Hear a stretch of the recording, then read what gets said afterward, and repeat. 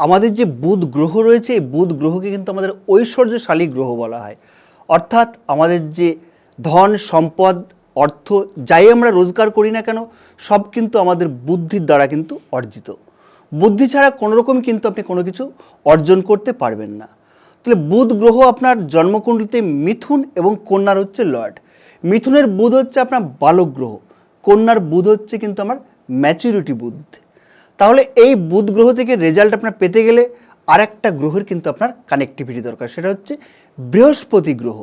বৃহস্পতি গ্রহ যদি আপনার ড্যামেজ থেকে থাকে তাহলে কিন্তু বুধ কী করবে, ভুল বুদ্ধি আপনার কাছে চলে আসবে। আপনি যে জিনিসটা দেখছেন বা কাউকে কোনো কিছু বলছেন সেটা হয়তো সঠিক অ্যানালিসিস আপনার পক্ষে হবে না, কারণ আমাদের বৃহস্পতি কিন্তু সঠিক অ্যানালিসিস দিয়ে থাকে। সঠিক অ্যানালিসিস কী করবে, বৃহস্পতির কাছ থেকে বুধ নিয়ে আসবে, নিয়ে এসে সে কিন্তু অ্যাপ্লাই করবে। তাহলে বৃহস্পতি এবং বুধের কম্বিনেশন যদি ঠিক থাকে তাহলে কিন্তু আপনি 100% একজন ঐশ্বর্যশালী এবং বুদ্ধিদীপ্ত মানুষ তৈরি হবেন।